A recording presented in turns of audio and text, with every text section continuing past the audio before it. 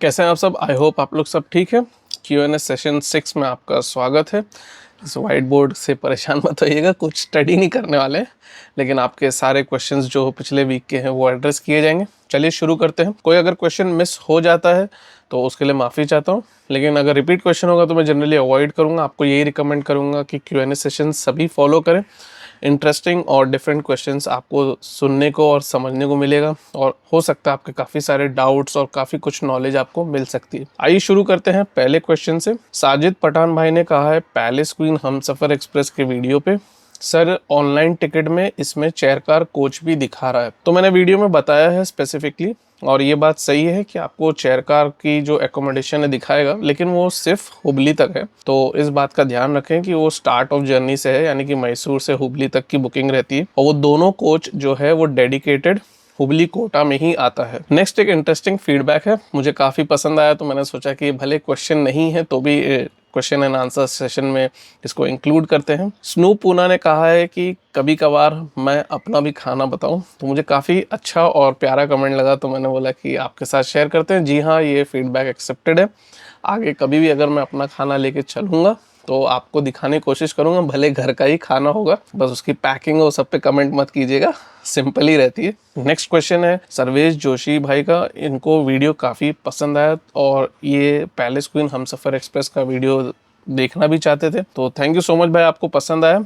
भाई का क्वेश्चन ये था कि कुछ दरमियान से अभी रिसेंटली काफ़ी ट्रेन्स को सूरत स्टेशन हॉल्ट हटा के उधना स्टेशन पे कर दिया गया है, और क्या ये सभी ट्रेन्स के लिए एप्लीकेबल है? क्योंकि सूरत से उड़ना बहुत ज़्यादा दूर नहीं है, लेकिन काफ़ी फ़र्क है। ये चेंज एक्सेप्टेड है, लेकिन सब ट्रेन्स के लिए नहीं है। जो प्रीमियम ट्रेन्स है जैसे कि राजधानी एक्सप्रेस और वंदे भारत एक्सप्रेस, शताब्दी एक्सप्रेस, ये सब ट्रेन्स सूरत रुकेंगी, और भी बहुत सारी ट्रेन सूरत पे अभी भी फ़िलहाल रुक रही हैं, लेकिन हो सकता है आगे चेंज हो जाए, क्योंकि आई थिंक कोई मैसिव रीडेवलपमेंट का काम करने का प्रोजेक्ट आया है सूरत स्टेशन पे। आई थिंक उसके ही चलते ये पूरा चेंज हो रहा है।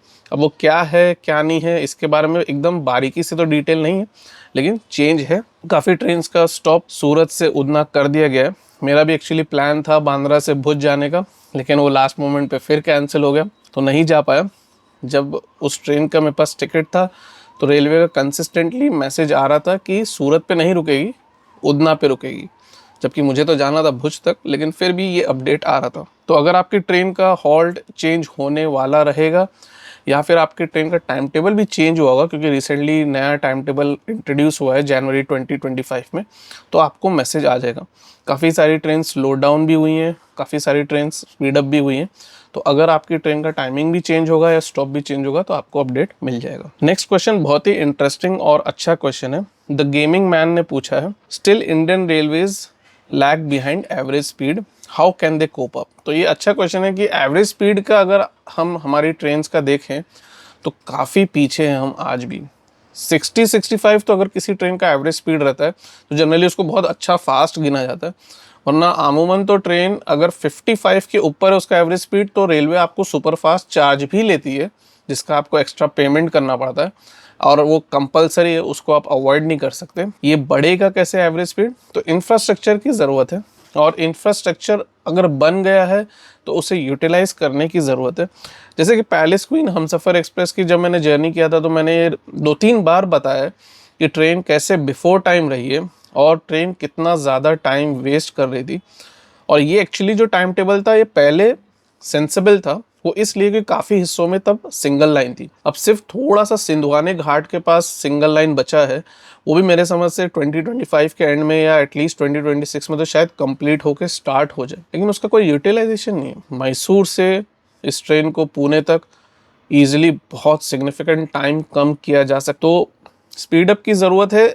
अगर आपके पास इंफ्रास्ट्रक्चर है, बना हुआ है, डबल लाइन है, सब कुछ है, तो पुराने टाइम टेबल पे चलने से या ट्रेन को चलाने से कोई फ़ायदा नहीं। इस बार मुझे उम्मीद थी कि 2025 में चेंज एक अच्छा आना चाहिए था, लेकिन सैडली उतना अच्छा चेंज नहीं आया, लेकिन चेंज आया है। डिसअपॉइंटिंग बात ये थी कि कुछ ट्रेन्स को स्पीड अप नहीं किया गया और उन्हें स्लो डाउन भी किया गया। आई थिंक रेलवे बोर्ड को एक चीज़ तो क्लियरली कह देना चाहिए, कोई भी ट्रेन अब स्लो डाउन नहीं होगी। अगर वो पहले कोई टाइम टेबल पे ऑपरेट कर ले रही है तो भाई किसी तरह से उसको ऑप्टिमाइज करो, स्लो करने की क्या ज़रूरत है। इन शॉर्ट अगर कहा जाए तो इंफ्रास्ट्रक्चर का इम्प्रोवाइजेशन की ज़रूरत है, यानी कि ट्रैक्स डबल या एटलीस्ट ट्रिपल होना चाहिए जैसी जहाँ पे डिमांड हो। और सबसे इम्पॉर्टेंट सिग्नलिंग सिस्टम अच्छा होना बहुत ज़रूरी है। ऑटोमेटिक सिग्नलिंग जहाँ पे रहता है वहाँ पे ट्रेन्स की फ्रीक्वेंसी बढ़ जाती है, रनिंग स्पीड भी ज़्यादा ऑप्टिमाइज़ की जा सकती है। तो वैसा कुछ सिस्टम इंट्रोड्यूस हो तो काफ़ी चेंज हो सकता है। और थर्ड और फाइनल चीज़ जो डेफिनेटली इंस्टेंटली इम्प्लीमेंट किया जा सकता है कि जहाँ पे इंफ्रास्ट्रक्चर चेंज हो गया है, स्पीड अप ट्रैक हो चुके हैं, वहाँ पे टाइम टेबल ऑप्टिमाइज किया जाए। नेक्स्ट कमेंट SR4865 का है। भाई ने बहुत ही अच्छी एक इन्फॉर्मेशन दी है। जो हिल स्टेशन जो पैलेस क्वीन हमसफर एक्सप्रेस के एक क्रॉसिंग में एक ट्रेन को मैंने पॉइंट आउट किया था कि ये ट्रेन शायद इकलौती ट्रेन है या 2 ट्रेन ही है वो हिल स्टेशन से आती है। वहाँ पे कॉफ़ी बीन्स अच्छी क्वालिटी की वहाँ पे काफ़ी ज़्यादा पैदा की जाती है। तो ये मैंने सोचा कि इन्फॉर्मेशन अच्छी है और भाई ने शेयर किया था तो मैं सोचा आपके साथ भी ये चीज़ शेयर करूं। नेक्स्ट क्वेश्चन है आयान हुसैन भाई का। इन्होंने पूछा है कि क्या मैं पहले बुरहानपुर में रहता था। तो हाँ भाई, पहले बुरहानपुर में रहे हैं, काफ़ी टाइम तक रहे, आई थिंक 5 से लेके 10 ईयर्स के बीच के रेंज में अच्छा खासा कंटिन्यूस रहे। तब काम भी अच्छा चल रहा था लेकिन अब काम नहीं है तो अब रिटर्न मुंबई शिफ्ट हो गए। मोहम्मद भाई का क्वेश्चन था कि ब्रिटिश के जाने के बाद कितना एक्सटेंशन हुआ है रेल ट्रैक में, I mean how much kilometre. तो एग्जैक्ट किलोमीटर में तो मैं नहीं पता कर पाया लेकिन इतना मैं बता सकता हूँ कि काफ़ी चेंज हुआ था। और जब मैं सर्च कर रहा था तो उससे ये भी पता चला कि बहुत बड़ा डिफरेंस था। नेक्स्ट क्वेश्चन स्नूप पूना का है। इन्होंने पैलेस क्वीन हमसफर एक्सप्रेस पे ही पूछा है एक और एक क्वेश्चन कि क्या मैं फर्दर जो भी जर्नीज़ है उसमें ये बता सकता हूँ कौन सा सर्विस प्रोवाइडर मैं यूज़ कर रहा हूँ। तो भाई पहले भी जब भी जर्नी किया और अभी भी 2 ही सर्विस प्रोवाइडर यूज़ किया है मैंने अभी तक, और वो है जियो और वोडाफोन। मोहम्मद अली भाई का क्वेश्चन Q&A सेशन 4 पे आया था। इन्होंने पूछा था कि हुसैन सागर एक्सप्रेस और हैदराबाद एक्सप्रेस में 2 स्लीपर के साथ क्यों चलती है। CSMT के प्लेटफॉर्म की लेंथ की वजह से इसको टेम्पररी LTT पे क्यों नहीं शिफ्ट किया जा सकता जहाँ पे 6 और 7 स्लीपर कोचेस हो सकते हैं। तो ये क्वेश्चन काफ़ी ज़्यादा मुझे ट्रेन में भी पूछा गया। जनरली मैं ट्रेन में नहीं इसको इंट्रोड्यूस कर पाया क्योंकि कोई ना कोई वजह से मैं भूल गया। खैर आपको बता दूं इसका आंसर भी, और ये क्वेश्चन बहुत ही लॉजिकल और बहुत ही आस्क्ड क्वेश्चन है, एटलीस्ट मैंने जर्नी में देखा है। CSMT से LTT शिफ्ट करना वो बहुत ही कॉम्प्लेक्स है, वो इतना ईजी नहीं है। Train south central railway zone को बिलोंग करती है। मुंबई CSMT जो है वो सेंट्रल रेलवे का हेडक्वार्टर भी है और सेंट्रल रेलवे का सबसे इम्पोर्टेंट स्टेशन में से एक है। वहाँ से LTT कोई ऐसा नहीं कि इम्पोर्टेंट स्टेशन नहीं है, वो भी एक बहुत ही इंपॉर्टेंट टर्मिनस है, लेकिन शिफ्ट करना एक टोटली डिफरेंट टास्क है। स्केड्यूलिंग, टाइम टेबल, पिट लाइन का यूटिलाइजेशन, यार्ड से भेजना, उसको ऑप्टिमाइज करना इतना आसान नहीं है। और एक खास बात मैंने ये भी देखा है, मुंबई CSMT से हर बड़े शहर के लिए जनरली एक ट्रेन रखी गई है। पटना के लिए भी है, लखनऊ के लिए भी है, बेंगलुरु के लिए भी है, हैदराबाद के लिए भी है, त्रिवेंद्रम, नागरकोइल, अमृतसर, हावड़ा, सब जगहों के लिए कोई ना कोई एक इम्पॉर्टेंट ट्रेन तो रहेगी रहेगी जो डेडिकेटेड मुंबई CSMT से चालू होती है। और ये क्यों है मुझे नहीं पता, लेकिन ये मेरा ऑब्जर्वेशन रहा है कि एक ना एक ट्रेन तो आपको श्योरली मिल जाएगी।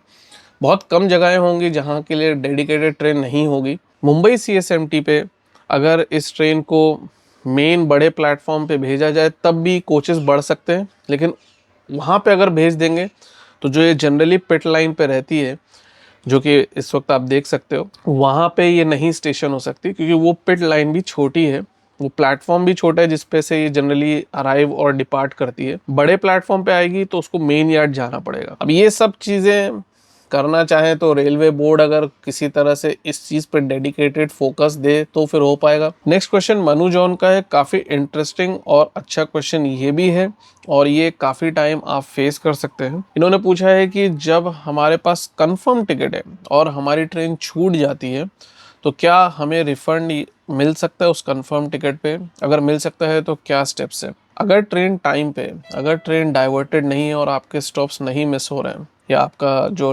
डेस्टिनेशन है नहीं मिस हो रहा है या कोई भी ऐसा रेलवे की तरफ से इश्यू नहीं है और चार्ट प्रिपेयर हो गया, तब आपको रिफंड नहीं मिलेगा। आप TDR भी फाइल करेंगे तो भी जनरली वो एंटरटेन नहीं होता है। मैंने भी पहले देखा है।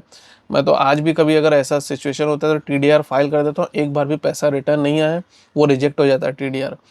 तो वो तो ऑनलाइन का मैंने देखा ही है, और ऑफलाइन यानी कि अगर आप काउंटर पे जाएंगे तो सीधा बोल देगा कोई रिफ़ंड नहीं है, चार्ट प्रिपेयर हो गया, रिफ़ंड नहीं मिलने वाला है। चार्ट प्रिपेयर से पहले डिफरेंट डिफरेंट चार्जेस है, वो अगर आप कंफर्म टिकट पे कैंसिल करेंगे तो आपको रिफ़ंड मिल सकता है, बट चार्ट प्रिपेयर से पहले कैंसिल करना ज़रूरी है, अदरवाइज़ पैसा नहीं मिलता है कंफर्म टिकट पे। नेक्स्ट क्वेश्चन है पवन भाई का, इन्होंने पूछा है कि हज़रत निज़ामुद्दीन से या न्यू दिल्ली से मनमाड़ या नासिक के लिए बेस्ट ट्रेन कौन सी है। तो अगर आप नासिक जा रहे हैं तो सीआर राजधानी बेस्ट है वो, लेकिन मनमाड़ नहीं रुकती। अगर आपको मनमाड़ स्पेसिफिक जाना है तो आई थिंक गोवा अच्छी है, कर्नाटका एक्सप्रेस भी बढ़िया है, सचखंड एक्सप्रेस भी अच्छी है। इन तीनों का टाइमिंग बहुत ही सही है। गोवा एक्सप्रेस दोपहर में चलती है, सचखंड एक्सप्रेस भी दोपहर में चलती है और सुबह पहुंचा देती है, और कर्नाटका एक्सप्रेस रात को चलती है दिल्ली से और आपको दोपहर में करीबन पहुंचाएगी मनमाड़। तो डिपेंड करता है जैसे आपको जाना हो। सीआर राजधानी बहुत बढ़िया ट्रेन है, उसकी प्रायोरिटी भी बहुत अच्छी है। सचखंड एक्सप्रेस तो कभी कभार बहुत ज़्यादा लेट हो जाती है। गोवा एक्सप्रेस की भी ठीक प्रायोरिटी है, मैं ये नहीं कहूँगा कि बहुत ही बेहतरीन है, लेकिन वो टाइम ज़्यादा लेती है, उसका दिल्ली से भोपाल का टाइम वेस्टेज बहुत ज़्यादा है। नेक्स्ट क्वेश्चन अनिकेत भाई का है, इनको वीडियो काफ़ी अच्छा लगा जो Q&A सेशन 5 था, थैंक यू सो मच भाई। और इन्होंने पूछा है कि मुंबई से अहमदाबाद के लिए बुलेट ट्रेन कब आएगी। तो भाई इसका डिफरेंट डिफरेंट डेट्स दे रहे हैं, एक डेडलाइन शायद मिस ऑलरेडी हो चुकी है। अभी ऐसा कहा जा रहा है कि पार्ट्स में चालू होगी, तो आई थिंक फर्स्ट पार्ट तो गुजरात में ही है, शायद अहमदाबाद से सूरत, तो इसीलिए उस पर वर्क बहुत ही ज़ोरों शोर से चल रहा है और काफ़ी सारे ब्रिजेस और प्लेटफॉर्म सूरत का भी बन रहा है। कितना डिले और होगा, और पूरी मुंबई से अहमदाबाद के लिए तो कितना टाइम लगेगा पता नहीं। कह रहे हैं कुछ सोर्सेज कि 2027 में हो जाएगा, हो गया तो अच्छी बात है, नहीं हुआ तो क्या ही कह सकते हैं, फिर नई डेडलाइन आएगी, डेडलाइन तो बदलती रहती है। शोएब भाई पूछ रहे हैं कि नंदीग्राम एक्सप्रेस को एलएचबी क्यों नहीं है। एलएचबी ट्रेन को कोचेस मिलना वो जोन के हाथ में रहता है, जो स्पेसिफिक जोन है, जैसे कि Nandigram express I think central railway को बिलोंग करती है, तो सेंट्रल रेलवे डिसाइड करेगा कि उसे एलएचबी कोचेस देना है, कब देना है, कोचेस को एक्वायर करने में कितना टाइम लगेगा, उसे कौन कौन से कोचेस की ज़रूरत है, और चेंज करना है तो किस तरह से चेंज करना है। और प्लस एक इम्पॉर्टेंट बात ये है कि वो ट्रेन रेवेन्यू कितना जनरेट करती है, क्योंकि अगर वो ट्रेन रेवेन्यू ज़्यादा नहीं जनरेट करती है, या फिर उनके हिसाब से उनको लगता है कि इससे ज़्यादा अच्छी ट्रेन या प्रेफरेंस दूसरी ट्रेन को देना चाहिए जो उसमें ज़्यादा सीट्स होने का रेलवे को भी फ़ायदा होगा कि भाई वो ज़्यादा रेवेन्यू जनरेट करेगी, तो भी प्रायोरिटी चेंज हो जाती है। बाकी कभी कभार कुछ पॉलिटिकल प्रेशर्स होंगे या कुछ ऐसी चीज़ होगी तो वो मुझे नहीं पता है, लेकिन मुझे ऐसा लगता है इट इज़ बेस्ड ऑन कितना रेवेन्यू होता है इस ट्रेन का, या फिर जोन का जो डीआरएम है और जो लोग इंचार्ज हैं वो डिसाइड करते होंगे। फिर भी मुझे ऐसा लगता है कि 2025 में तो शायद नंदीग्राम एक्सप्रेस एलएचबी हो जाना चाहिए। नेक्स्ट क्वेश्चन अब्दुल रहमान भाई का है, ये भी एलएचबी कोचेस से ही रिलेटेड है। भाई ने पूछा है कि अजंता एक्सप्रेस को एलएचबी कोचेस जो मिले हैं वो पुराने हैं, नए क्यों नहीं मिले। तो ऐसा होता है कि जब कोचेस आते हैं तो कभी कभार कोई प्रीमियम ट्रेन को, जैसे कि अगर अजंता एक्सप्रेस के सामने देखा जाए तो तेलंगाना एक्सप्रेस की प्रायोरिटी, हिस्ट्री और उसकी प्रीमियमनेस और उसका रेवेन्यू जनरेट बहुत ज़्यादा है और बहुत फ़र्क है, तो मे बी शायद उसे वो लोग दे दिए हों। और हो सकता है वहाँ के कोचेज़ यानी कि तेलंगाना एक्सप्रेस के या कोई ऐसी दूसरी ट्रेन के कोचेज़ निकाल के अजंता एक्सप्रेस को अलॉट किए। तो अलॉटमेंट एक्चुअली डिपेंड करता है कौन सी ट्रेन को कौन से कोचेज़ कितने देने हैं। कभी कभार मुझे लगता है ऐसा भी होता है कि 18 कोचेज़ लेने हैं या 20 कोचेज़ लेने हैं, तो भाई 10-15 कोचेज़ हो गए हैं और बाकी कुछ ऑलरेडी पहले से कोचेज़ यार्ड में या कहीं पे बैकअप में हैं, तो रेलवे या वो जोन सोचता है कि उसको एक जनरेट कर देते हैं ट्रेन में और यूटिलाइज़ करते हैं, तो वो एक अच्छी सोच भी है। तो उसके चलते हो सकता है पुराने कोचेज़ भी आ जाते हैं। लेकिन मेरा जो ऑब्जर्वेशन रहा है, जो मैंने सेंट्रल रेलवे में ख़ास तौर से देखा है, पहले जब एलएचबी कोचेज़ का ट्रांसफॉर्मेशन चल रहा था, तो जब भी कोई नई ट्रेन आती थी तो अगर वो बहुत ही प्रीमियम ट्रेन नहीं रहती थी, या जैसे उस रूट की, जैसे विदर्भ एक्सप्रेस जब आई थी तो उसको एकदम अच्छे कोचेज़ दिए थे, लेकिन जब महानगरी एक्सप्रेस आई थी तो इनिशियली अच्छे कोचेज़ थे और बाद में वो कुछ कोचेज़ बदल दिए थे। तो ये चीज़ मैंने एक्सपीरियंस किया है। कुशीनगर एक्सप्रेस को जब एलएचबी दिया गया था तो सब पुराने थे, जबकि वो बहुत ज़्यादा रेवेन्यू जनरेट करके देती है। तो अब तो उसका शायद जोन भी चेंज हो गया है, आई थिंक अब वो एनईआर में चली गई है, नॉर्थ ईस्टर्न रेलवे में। तो हो सकता है इसके चलते कुछ एससीआर ने डिसाइड किया हो कि भाई अजंता एक्सप्रेस को पुराने ही दे देते हैं, नहीं देते हैं, जो भी होगा मामला भाई और एग्जैक्टली बोल देना कि क्या है, ये कहना एक बहुत मुश्किल सवाल है, लेकिन ये मुझे थोड़ा सा लॉजिकल रीजनिंग या लॉजिकल अजम्पशन लगता है। रियाज भाई का कमेंट एक्चुअली पहले भी आया था, इन्होंने रिक्वेस्ट किया था हावड़ा मुंबई मेल वाया गया की जर्नी और उसके सारे सर्विसेज। रिप्लाई मैंने दिया था और अभी भाई ने कहा था कि आप मेरा कमेंट ले लेना। भाई आपका कमेंट Q&A सेशन में हाजिर है, और अगर हावड़ा जाना हुआ और अगर पॉसिबल रहा तो वो ट्रेन में जर्नी कर लेंगे। लेकिन उस ट्रेन की डिमांड ज़बरदस्त है, लोगों को गया जाना हो या उस रूट पे कहीं पे भी जाना हो, मुंबई से नासिक से, तो भाई वो ट्रेन काफ़ी जगहों के लिए तो इकलौती ट्रेन हो जाती है। तो इसलिए उसमें कभी कभार तो वेटिंग ही रह जाता है। तो हावड़ा तक जाने के लिए एंड टू एंड खाली होना काफ़ी डिफ़िकल्ट रह जाता है, कितनी बार RAC रह जाता है। और इतनी लंबी जर्नी के लिए मेरे समझ से RAC टिकट तो यार बहुत मुश्किल पड़ जाता है, सीट्स मिले कंफर्म ना मिले, काफ़ी टायरिंग हो जाता है। लेकिन अगर पॉसिबल रहा तो ज़रूर करेंगे। नेक्स्ट क्वेश्चन है द गेमिंग मैन का। इन्होंने पूछा है कि क्यों इंडियन रेलवेज़ जो नॉन AC और AC को एक स्पेसिफिक सिंपल तरीके से क्लासिफाई क्यों नहीं कर देती, जैसे कि स्लीपर और जनरल कोचेज़ और सेकंड सिटिंग कोचेज़ को ऑल कोचेज़ कह दें, और AC coaches 3AC economy, 3AC, 2AC, first AC को कह दें। तो ये मेरे समझ से काफ़ी डिफ़िकल्ट चीज़ है। मैंने भाई को रिप्लाई भी किया था, क्योंकि मैंने जो ऑलरेडी देखा एक कन्फ्यूजन वो है 3AC और 3AC इकोनॉमी में। कई बार बाहर बोर्ड पे अगर इकोनॉमी वर्ड प्रिंटेड बराबर नहीं है, मिट गया हो, या फिर लोगों ने नहीं ध्यान दिया हो, तो पता चलता है कि 3AC के पैसेंजर्स 3AC इकोनॉमी में आ गए। उसी तरह से 3AC वर्ड देखते हैं तो भी चले आते हैं 3AC इकोनॉमी के पैसेंजर्स। वो उनकी गलती नहीं है, लेकिन मोस्टली कोचेस अगल बगल ही रहते हैं और उसमें कन्फ्यूजन हो जाता है। तो अब आप सोचिए कि अगर किसी ट्रेन में 10-11 कोचेज़ हैं और वो AC कोचेज़ हैं और बाकी 10-11 कोचेज़ सब नॉन AC हैं, और इस तरह से दो क्लासिफिकेशन कर दें, बहुत मुश्किल और बहुत कन्फ्यूजन हो जाएगा। लेकिन ये सोचने वाली चीज़ है, अगर इसका कोई बेनिफिट हो बुकिंग में या नॉन बुकिंग में तो डेफिनेटली हो सकता है। एक बेनिफिट तो सामने है जो कि मैं आपके साथ शेयर भी कर सकता हूँ। तत्काल में बुकिंग उसी तरह से क्लासिफाइड है, AC क्लास कोई भी हो उसकी बुकिंग पहले ओपन होती है 10 बजे और नॉन AC की 11 बजे। तो मे भी नॉर्मल बुकिंग के लिए भी शायद कर दें, अगर पॉसिबल हो तो रेलवे कर सकती है, बाकी मैं कह नहीं सकता। 8 का 9 तो नहीं करेगी स्लीपर क्लास के लिए, क्योंकि फिर 1 घंटे के अंदर तत्काल की बुकिंग ओपन होना रहता है, तो वो काउंटर्स पे बहुत दिक्कत हो जाती है, जहाँ खासतौर से जहाँ पे बहुत ज़्यादा डिमांड हो। तो ये अगर 7 से बुकिंग ओपन करने कोई सिस्टम बने और फिर वो लोग 7 बजे AC का कर दें और 8 बजे नॉन AC का, तो शायद हो जाए। स्नूप पूना का एक और एक क्वेश्चन है, इन्होंने Q&A 5 में पूछा है, can you share how to book coupe in train. Coupe first AC में होता है, और मैंने जब जर्नी फर्स्ट AC में मुंबई तेजस राजधानी एक्सप्रेस में किया था 1000 सब्सक्राइबर स्पेशल के लिए, तो मुझे इंटरेस्टिंगली कूप में अपर बर्थ मिली थी। तो अगर आप बुकिंग करते हैं तो आप दो चीज़ में से ही कोई एक चूज़ कर सकते हैं। आई थिंक आप या तो कूप चूज़ कर सकते हैं, कूप कैबिन, दोनों में से कोई एक चॉइस, या फिर आप ये चूज़ कर सकते हैं कि आपको लोअर बर्थ चाहिए या अपर बर्थ, डिपेंडिंग ऑन आपका प्रेफरेंस। अगर आप ये चूज़ कर देंगे आपको लोअर बर्थ चाहिए, तो एल्गोरिदम इस तरह से ढूंढेगा कि भाई first come first serve basis पे रहता है फर्स्ट AC में, तो जो भी कंफर्म सारी सीट्स चार्ट के टाइम रहती हैं तो वो प्रायोरिटी चेक करता है, और टिकट्स के PNR आई थिंक चेक करता है। वो पूरा वो सिस्टम है जिसके चलते आपकी प्रेफरेंस को ज़्यादा प्रायोरिटी दिया जाएगा। अगर वो पॉसिबल रहेगा तो आपको दे दिया जाएगा, लेकिन अगर नहीं पॉसिबल होगा तो नहीं मिलेगा। तो इसीलिए मेरा ये सजेशन है कि अगर आपको कूप बुक करना है तो कूप प्रेफरेंस रखिएगा, लोअर या अपर बर्थ मत चूज़ करिएगा। अगर आप काउंटर पे भी बुक करते हैं तो भी आप उनको कहिए कि भाई कूप में बुकिंग चाहिए, तो कूप का प्रेफरेंस रखें। और अगर आप 4 लोग हैं, 3 लोग हैं, और अगर आप कैबिन प्रेफर करते हैं जिसमें एक साथ 4 लोग ट्रैवल करते हैं, आप कैबिन प्रेफर करिए, उसमें लोअर अपर मत डालिएगा, वो ऑटोमेटिकली आपको कैबिन ही अलॉट करने की पूरी कोशिश करेगा। कूप में चाहिए और आपको मालूम है आप जर्नी मोस्टली करने वाले हो, तो जितना जल्दी हो सके उतना आप बुक करिए। मेरा तो वेटिंग था, लेकिन मैंने कूप डाला था, कूप में मेरे को अपर बर्थ मिली थी, वो आप वीडियो देख सकते हो।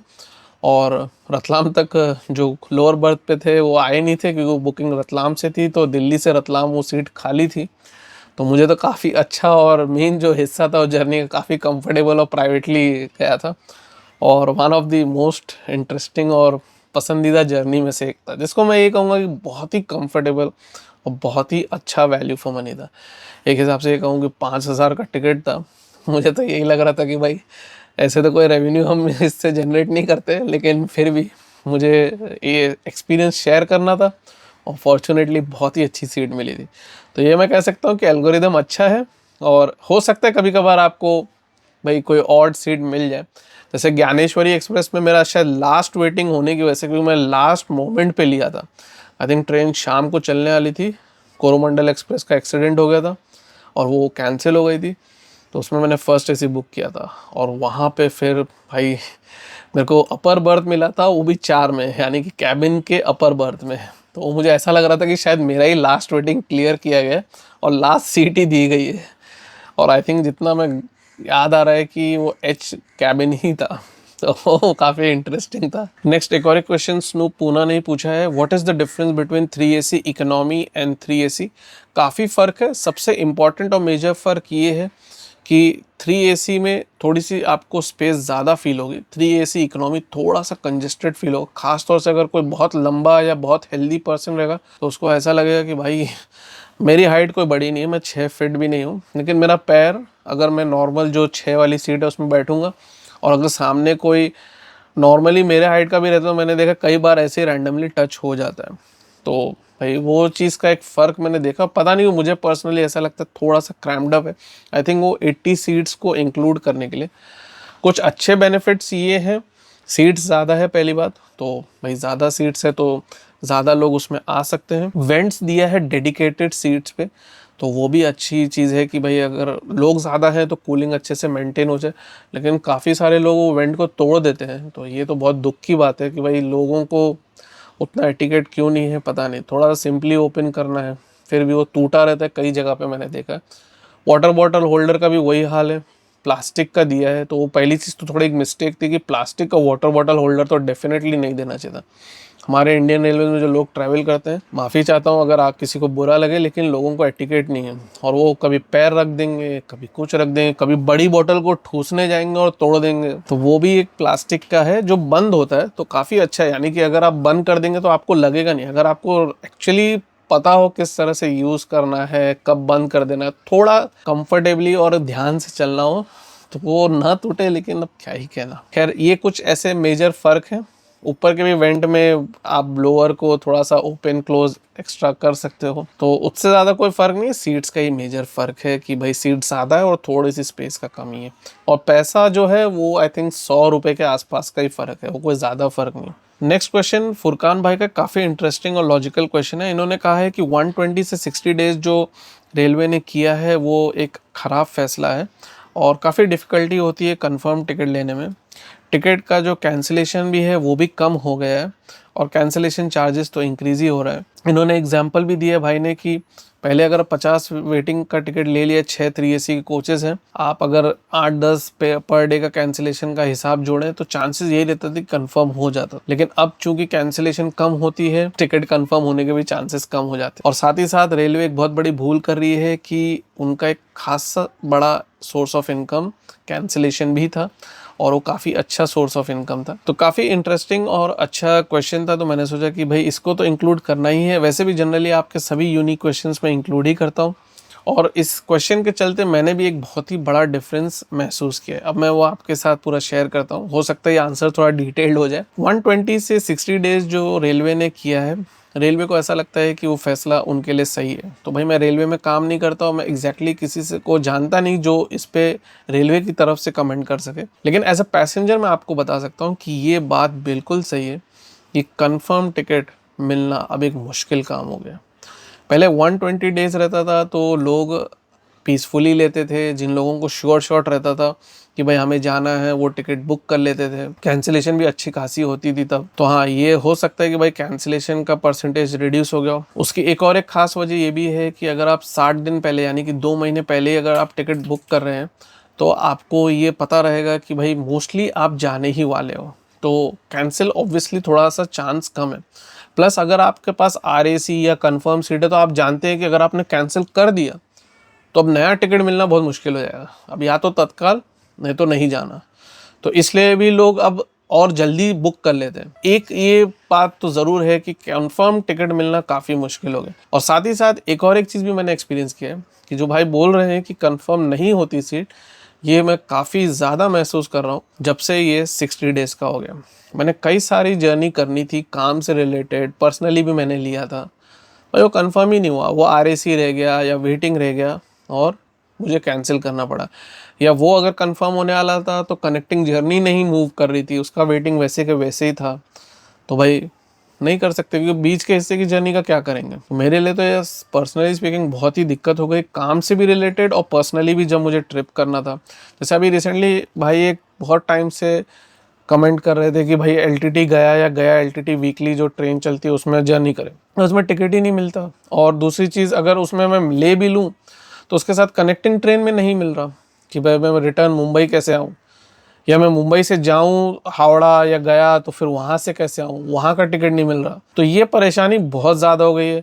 बीच में पटना जाने की रिक्वेस्ट आई थी, लखनऊ जाने की रिक्वेस्ट आई थी, भाई नहीं मिलता। 2 महीने पहले भी बुकिंग करने जाओ तो दिखता है आरएसी है, नहीं तो वेटिंग है। अभी रिसेंटली एक रिक्वेस्ट आई एलटीटी पूरी एक्सप्रेस की जर्नी करने है। मैंने सोचा कि भाई वो वीकली ट्रेन है, एक स्लॉट मुझे ऐसा लग रहा था खाली है, उस वक्त मेरी कोई जर्नी नहीं थी, तो मैं बोला चलो बुक करके देखते हैं, वेटिंग है। अब अगर एक इंसान 2 महीने पहले भी देखे कि भाई वो वेटिंग है तो अब क्या करेगा, या तो वो वेटिंग ही ले ले और ये चीज़ का सोचे कि भाई कंफर्म हो जाए, कंफर्म, तो बहुत कम चांसेस है। तो ये बात तो बिल्कुल सही है। और रहा सवाल इस बात का कि भाई टिकट कैंसिलेशन एक बहुत अच्छा सोर्स ऑफ इनकम था, तो ये बात तो सही है और ये डेफिनेटली बहुत ही ज़्यादा इम्पैक्ट कर रहा होगा अगर टिकट कैंसिलेशन कम हो गए होंगे। तो एक सोर्स ऑफ इनकम भी रेलवे के पास बहुत ही इंपॉर्टेंट था, वो ये था कि 4 महीने पहले ही पैसेंजर्स का पैसा रेलवे को मिलने लगता था। अब 4 महीने पहले अच्छा एक अमाउंट, क्योंकि डेली अच्छी खासी बुकिंग होती है, 4 महीने पहले भी होती थी और आज भी होती है। आप सोचिए कि 2 महीने का डिफरेंस बहुत बड़ा डिफरेंस होता है। उस पर अगर रेलवे को किसी तरह से पैसा इन्वेस्ट करना हो या फिर अगर उसको बैंक से कोई इंटरेस्ट या कोई डिपॉजिट का रिटर्न मिलता हो, बहुत ही बड़ा एक सोर्स ऑफ इनकम था वो। अब रेलवे ने क्यों ये फैसला किया है ये तो मैं नहीं कह सकता, कोई तो खास वजह होगी, कोई तो उन्हें फ़ायदा दिख रहा होगा। ये पहले भी एक बार ऐसा स्विच हुआ है जितना मुझे याद आ रहा है कि 120 डेज से 60 डेज या 90 डेज से 60 डेज किया गया था और फिर उसको बढ़ा दिया गया था। और मुझे ऐसा लगता है आते कुछ वक्त में ये शायद रिटर्न हो जाए 90 डेज पे ही एटलीस्ट, या 120 डेज पे ही रिटर्न। अब ये चेंज होता है कि नहीं पता नहीं, लेकिन हाँ फुरकान भाई I agree to your point और आई पर्सनली एक्सपीरियंस्ड ऑल्सो कि भाई ये एक बहुत बड़ी दिक्कत कर दिया है। और रिसेंटली बहुत सारे टिकट्स नहीं कंफर्म हुए। शोएब भाई काफ़ी टाइम से कह रहे थे नंदीग्राम एक्सप्रेस में जर्नी कर लो, डोरंटो एक्सप्रेस नागपुर वाली उसमें मुझे जर्नी करनी थी। मैंने प्लान भी बनाया, भाई एक टिकट कंफर्म होता तो दिख रहा था, उसके आगे के हिल भी नहीं रहते, वेटिंग्स तो वेटिंग ही रहे हैं, आरएसी में भी जाने की प्रोबेबिलिटी नहीं दिख रही। अब 3 दिन पहले आप इतना बड़ा रिस्क तो नहीं ले सकते ना कि आप मुंबई से बल्लर शाह जाएं और फिर बल्लर शाह के आगे आपके पास कुछ है ही नहीं और फिर आप वो क्राउडेड जनरल क्लास में ट्रैवल करें या फिर आप पेनल्टी दे के दूसरे क्लास में जाएं। तो भाई बहुत दिक्कत हो रही है और ख़ास तौर से मुझे तो पर्सनली बहुत ज़्यादा दिक्कत होती है। तत्काल, कुछ लोग कहेंगे भाई तत्काल ले लो, ये तत्काल भी इतना इजी नहीं रहता है। जब तक आप तत्काल बुक करने जाओ लो, पता चला कि या तो वेटिंग हो गया नहीं तो है ही नहीं सीट खाली। तो रिसेंटली भाई after this change I have faced a lot of problem. अगर आपने Q&A सेशन ये पूरा अभी तक यहाँ तक देखा है तो आप मुझे ज़रूर बताना कि अगर आपने कोई ऐसी बुकिंग की है तो आपका एक्सपीरियंस कैसे रहा। बहुत सारे लोगों की अजमेर की रिक्वेस्ट भी आई थी, सोलापुर से अजमेर कर लें, मुंबई से अजमेर कर लें, मैसूर से अजमेर कर लें, पर टिकट ही नहीं, फुल है ट्रेन, आरएसी तक कंफर्म नहीं हो रहा है, वेटिंग की तो चांस ही नहीं।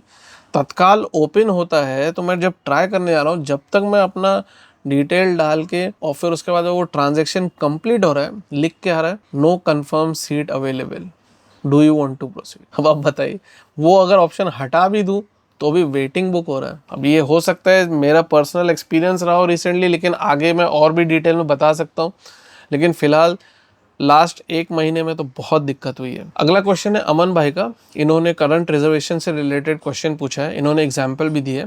अगर किसी को 17 जनवरी को सत्याग्रह एक्सप्रेस में करंट रिजर्वेशन में बुक करना है तो उसे कब चेक करना चाहिए, 16 जनवरी को सुबह 8 बजे या 17 जनवरी को ही।